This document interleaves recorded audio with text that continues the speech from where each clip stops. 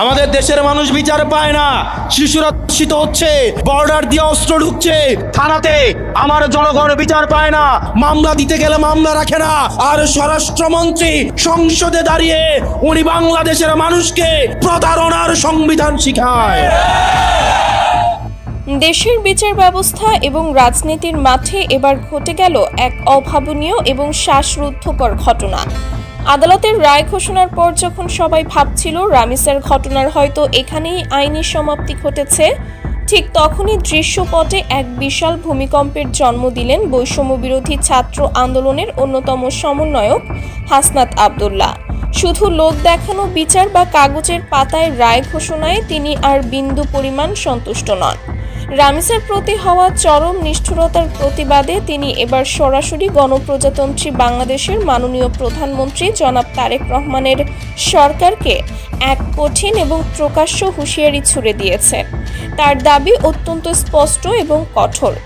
আগামী ৭২ ঘন্টার মধ্যে রামিসার আসামিদের সর্বোচ্চ এবং দৃষ্টান্তমূলক আইনি সাজা প্রকাশ্যে কার্যকর করতে হবে। যেখানে আদালতের রায় কার্যকরের জন্য বছরের পর বছর অপেক্ষা করতে হয়, সেখানে একজন তরুণ ছাত্রনেতার এই ৭২ ঘন্টার আলটিমেটাম পুরো দেশের রাজনৈতিক এবং প্রশাসনিক অঙ্গনে এক বিশাল আলোড়ন তৈরি করেছে। কেন তিনি আদালতের রায়ের পরও সরকারের ওপর এত বড় চাপ সৃষ্টি করলেন? এর নেপথ্যে তার কোনো ক্ষোভ লুকিয়ে আছে কিনা?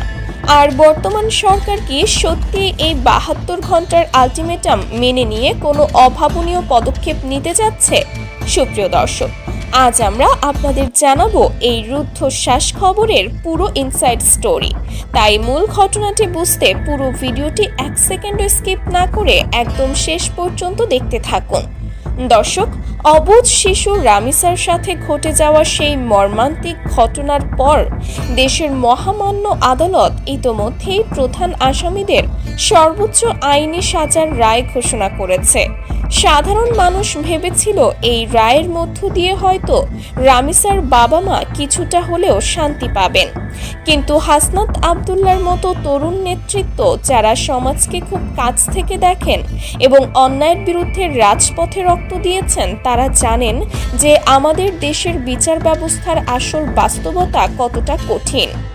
একটি বিশাল সমাবেশে দাঁড়িয়ে অত্যন্ত ক্ষুব্ধ এবং আবেগপূর্ণ কণ্ঠে হাসনাত আব্দুল্লাহ বলেন, আদালত রায় দিয়েছেন, খুব ভালো কথা, কিন্তু এই রায় কেবল ফাইলের ভেতরে বন্দি থাকলে চলবে না।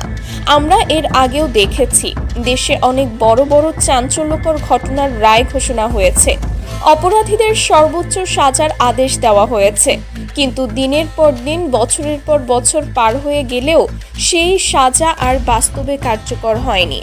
অপরাধীরা আইনের ফাঁক গলিয়ে বা দীর্ঘসূত্রিতার সুযোগ নিয়ে জেলের ভেতর বহাল তবিয়তে দিন পার করেছে। কিন্তু রামিসার ক্ষেত্রে আমরা এমন কোনো নাটক মেনে নেব না।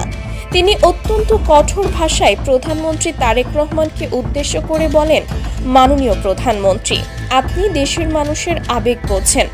আমরা আপনাকে ৭২ ঘন্টার সময় বেঁধে দিচ্ছি।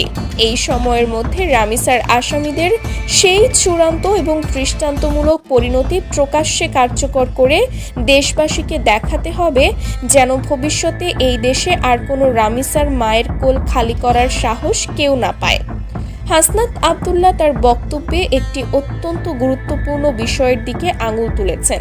তিনি স্মরণ করিয়ে দেন যে বিচার বিলম্বিত হওয়া মানে বিচারহীনতারই নামান্তর।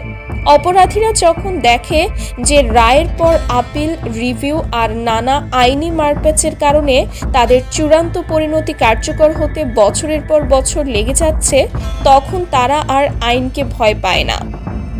আর তাই এই ৭২ ঘন্টার আলটিমেটাম কোনো সাধারণ রাজনৈতিক বক্তব্য নয়, এটি দীর্ঘদিনের জঞ্জাল হয়ে থাকা বিচার কাঠামোর দীর্ঘসূত্রিতার বিরুদ্ধে এক সরাসরি তারুণ্যের বিদ্রোহ।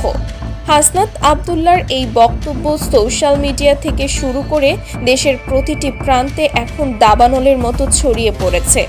সাধারণ মানুষ তার এই সাহসী এবং স্পষ্টবাদী ভূমিকার তীব্র সমর্থন জানাচ্ছেন।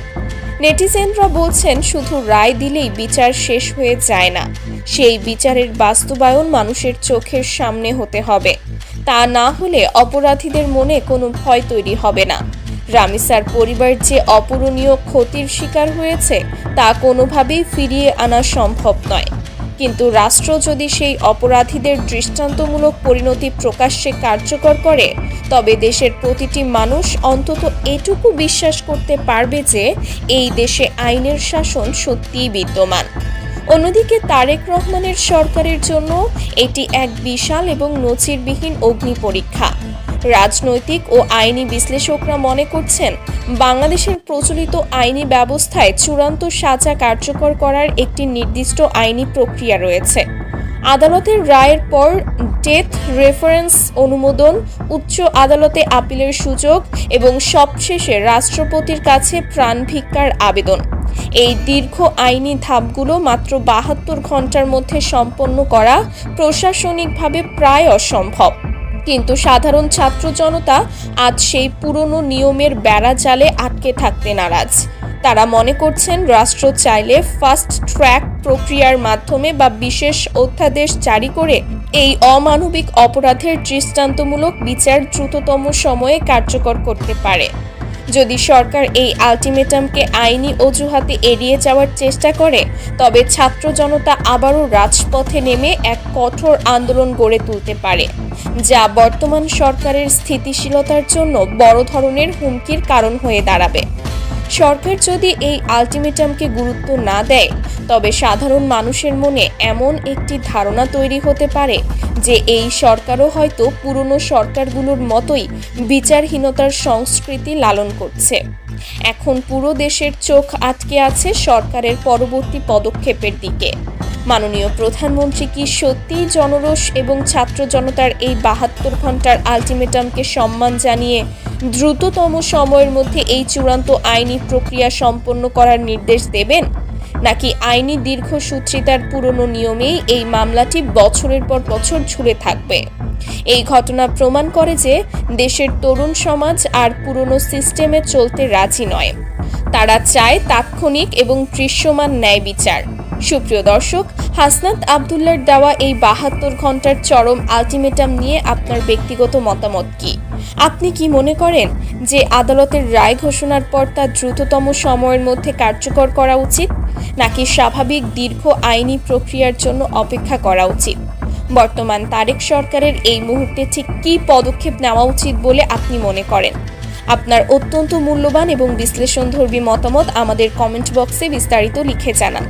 আমাদের চারপাশের এমন সব এক্সক্লুসিভ, চাঞ্চল্যকর এবং অজানা খবরের ইনসাইড স্টোরি সবার আগে পেতে চ্যানেলটি এখনই সাবস্ক্রাইব করুন এবং বেল আইকনটি চেপে রাখুন। ভিডিওটি ভালো লাগলে অবশ্যই একটি লাইক দিন এবং বেশি বেশি শেয়ার করে সত্য এবং ন্যায়ের এই বার্তা সবার মাঝে ছড়িয়ে দিন।